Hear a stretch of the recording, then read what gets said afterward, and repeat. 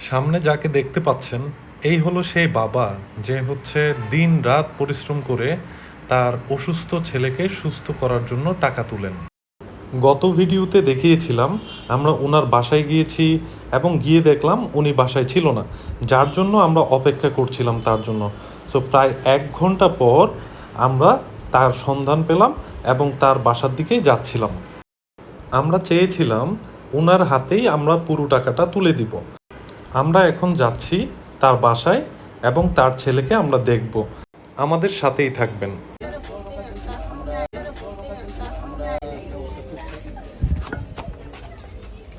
আপনি কি এই বাসায় থাকেন না? আর এটা ও 2 রুম নিয়ে থাকেন। ছেলে কই থাকে? এই রুমে রাখছেন? আচ্ছা আচ্ছা, বুঝতে পারছি বুঝতে পারছি। কষ্ট তো অনেক অনেক কষ্ট। ছেলেটা রুমটা একটা ওকে এই যে দেখেন ছেলেটা আসলে কোথায় থাকে দেখেন, যে আলাদা একটা রুমে। তো ওনার বাবা হচ্ছে উনি, আপনি কি ওনার মা? আচ্ছা ঘটনাটা একটু যদি আবার শুনি, আসলে কিভাবে হয়েছিল এটা? ওনার আগুন পোয়াইতে যায়, আগুন ধরে আছে। আগুন পোহাইতে গেছে? জি, এটা একটু উপরে উঠে দেন। এটা কারেন্ট, এটা ধরা তো যাবে না। আচ্ছা আচ্ছা আপনি ধরেন, আপনি ধরেন। তো এই মানে একটু কিভাবে হয়েছে ঘটনাটা একটু কষ্ট করে যদি বলতেন। মানে যে ভরপুর শীত গেল না, হুম হুম হুম। এই ভরপুর শীতের ভিতরে আসবো? মধ্যে ছেলেটা, এই যে ছেলেটা আসলে অনেক কষ্টে আছে ছেলেটা। মানে ভরপুর থাক থাক, শীত দেখানো গেল লাগবে, না, আমি দেখছি বাবা, দেখছি। ভরপুর শীত গেল না, এই শীতের মধ্যে আগুন তাপাইতে গেছিল। ওই আগুন তাপাইতে গেলে সামনে যে একটা ইট ছিল না, ওটা মানে ও দেখে নাই। আচ্ছা, মানে পোলা মানে সব শয়তানি করতেছিল। ওকে অন্য জায়গায় কোথায় বসবে ওকে বসায় দেন, ওকে বসায় দেন, ওকে এখানে দাঁড়া করে রেখে ওকে বসায় দেন। বাবা যাও, বাবা তুমি না, ও এখানে বসা লাগবে না, ঘরে যাই বসো বাবা, যাও যাও ওরে যাও। ওই ইটের উপর পা দিয়া মানে ঠাস করে ওকে তুমি ওই ঘরে যাবো সব। যাও বাবা, ওই করে কি ওই করে আরো ডিওয়াশ করো। পরে ওই ইটের উপর পাড়া দিয়া মানে পড়ে গেছিল, শরীরের জ্যাকেট ছিল আর এই যে গলায় দেয় যে মাস্ক না কি যেন বলে, ওইটা ছিল। মানে পড়া মাত্র মানে ওই তোমার কাঠের আগুন তো ঢাকা করে ধরে গেছিল ওই ইয়েতে একবারে পুরা শরীর। তাও তো জ্যাকেটটা তাতে করে খুলছে, খোলাতে মনে করে একটু রক্ষা পেয়েছে। মানে ওটা কিসে আগুনটা, মানে কি দিয়ে জ্বালানো ছিল? ওইটা আগুন ছিল তোমার এই যে কেরোসিন তেল দিয়া, কেরোসিনের? মানে আগুনটা জ্বালায় নিছিল, পলিথিন, কর্মকও প্লাস্টিক, পড়ে গেছে, অনেক কিছু ছিল একসাথে এগুলো না? ছিল, হ্যাঁ। হ্যাঁ আচ্ছা বুঝতে পারছি। ইস, তো এখান থেকে এই পর্যন্ত গেছে। নাকি কেউ আবার ষড়যন্ত্র করছে? না না না, আমরা ওখানে ছিলাম। ওরা ছিল। হ্যাঁ। আর আল্লাহ, পিছনে এখান থেকে মাথার এই পর্যন্ত পুড়ে গেছিল। আপনারা পরে মেডিকেল নিয়ে গেছেন? পরে আমরা নিয়েছিলাম তোমার ওই যে ঢাকা আসেন, ইয়া, ভাই, আসেন। পার্লার ইউনিয়ন এখানে কি বসুন। জানি বলে, বান ইউনিট, হ্যাঁ। পাখায় বসে। মানে এটা না, ঢাকা মেডিকেল যেটা আছে না, এটাতে না, ওটার ওই পাশেটা তুলছিলাম। আচ্ছা জানে পরে ডাক্তারের অনেক রিকোয়েস্ট করে মানে সর্বপ্রথম টিকিট কাটছি, কাটার পরে ডাক্তার দেখছে, দেখার পরে ওরা নিয়ে গেল মানে নিচে পাঠাইছে, হ্যাঁ এই পাশে পাঠাই দিছে। পরে ওই পাশে গেছি, ওরা নিয়ে ওরা ডাক্তার বললো ড্রেসিং করে বসে। হুম।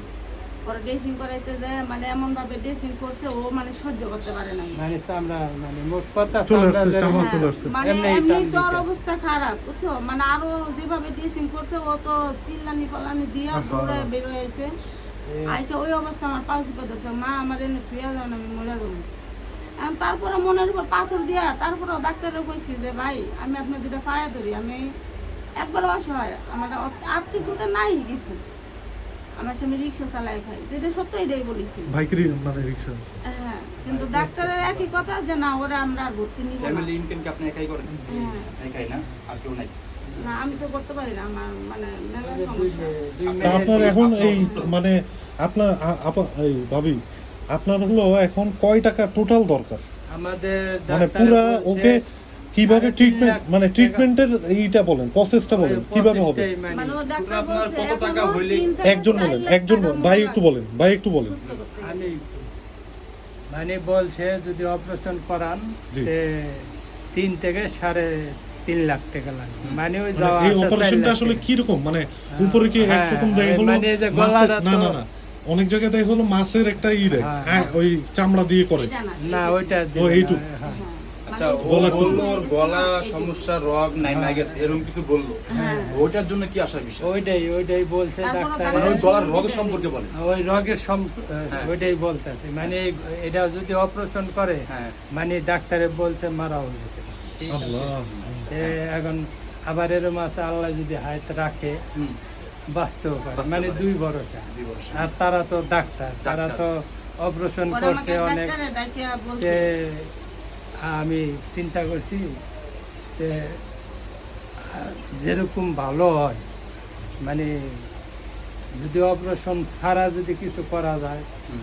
ওরকম মানে আমার পরিস্থিতি, সুস্থ হইলে মানে- আমার প্রতিবন্ধী হয়ে থাকে আমার মা করে তো ডাক দিব হ্যাঁ, ওইটাই। এতেই আমার শান্তি মানে এরকম আশ্বাস আর টোটাল মানে 3.5 লাখ টাকার ভিতরে হইলে- হইতে পারে কিন্তু মানে ওরকম ভাবে একদম পুরোপুরি সুস্থ না হইতে পারে না কিন্তু হইলেও বাচ্চার মানে মতো হবে হ্যাঁ। মানে পুরো বাইচে সুস্থ থাকবে। হবে না কিন্তু বাইচে বাচ্চা থাকবে থাকার মতো হবে হ্যাঁ। হ্যাঁ মানে আপনি শুধু চান যে আপনার ছেলেরা আমার বাইচে ছেলে থাকে বাইচে থাকবে। বেঁচে থাকে এইটাই। হ্যাঁ।